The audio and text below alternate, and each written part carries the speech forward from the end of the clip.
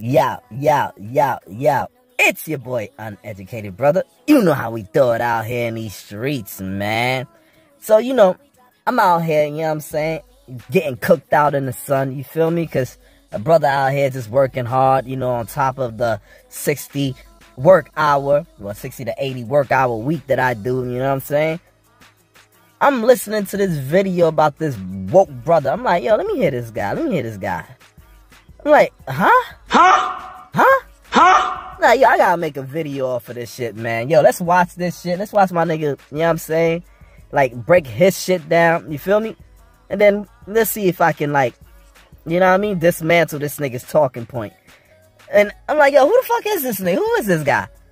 Supreme Court guts the lifeline for prisoners who claim wrongful convictions. Not only does this decision bar federal courts from hearing new evidence presented in the state court as a result of ineffective legal counsel, they use the old school deviation of states' rights. You know who Justice Clarence Thomas is?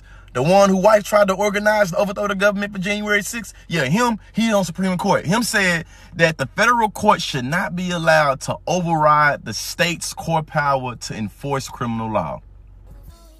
Shout out to my nigga Clarence Thomas, man, because he's out here doing God's work, man. And you can tell my man been drinking that liberal media propaganda so hard, you know what I'm saying? Because he really believed that this nigga's wife helped orchestrate the insurrection, the January 6th, man. Like, this shit is fucking crazy. But let's get back to this shit right here, right? You see what they did with abortion, right? With Clarence Thomas and the Supreme Court, the 6 judges over there, right? What they did with abortion is exactly what's going on with this. This is what I see here. It's states' rights, nigga. In other words, right, the states have to do their fucking job and stop depending on the federal government to do it for them. Remember, the power that you hold, right, is not in the federal government, my G. It's in the states' rights that you have, my nigga. So use that power responsibly. If I want to change something on criminal justice reform, it turns out that the federal government isn't actually in charge of most criminal law. Most criminal law is made at the state level and determined by state prosecutors. Most police departments, the federal government has nothing to do with. That's determined by the mayor in that city. Whether they're prosecuted when they do something wrong, that's up to the state's attorney or district attorney in that area. So when we think about politics, it is a mistake for us to say, okay, once I voted for president, I'm done. And I hope people don't repeat that mistake with Biden and Kamala Harris. And just to make sure it's clear, what this means is that in the future, when it comes to people that's convicted, they will have no recourse to have federal courts try to reverse a wrongful conviction. And research over me search, who you think most likely to be impacted by this precedent? Innocent African Americans are more likely to be wrongfully convicted than whites and spend longer in prison for it. If you asking the question, what country has the most wrongful convictions? The United States. They love to pathologize my people for being murderous and saying that you only represent 13% of the population, you represent over half of the murders. Well, they don't never want to talk about how we also represent about half of the exonerations. And that's on being wrongfully convicted. Man, sit your dumb ass down and shut. Yo, bro, who gives a fuck about half of the exoneration when we're responsible for half of the homicide in the U.S.? Nigga, that's a bigger picture right there, my nigga. And who's the biggest victim in that situation? It's us, nigga. This nigga just said, who do you think faced this shit the most, right? Wrongful conviction, right?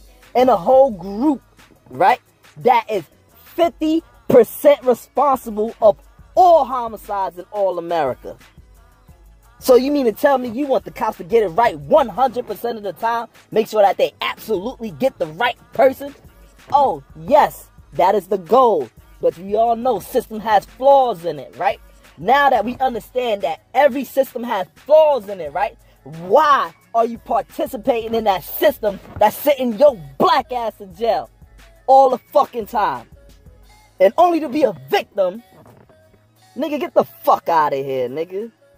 Like, in order for this shit to be reconciled, we as a group shouldn't be killing each other so it won't happen like this. A nigga in facing the court system, talking about something, it wasn't me, it was the next guy.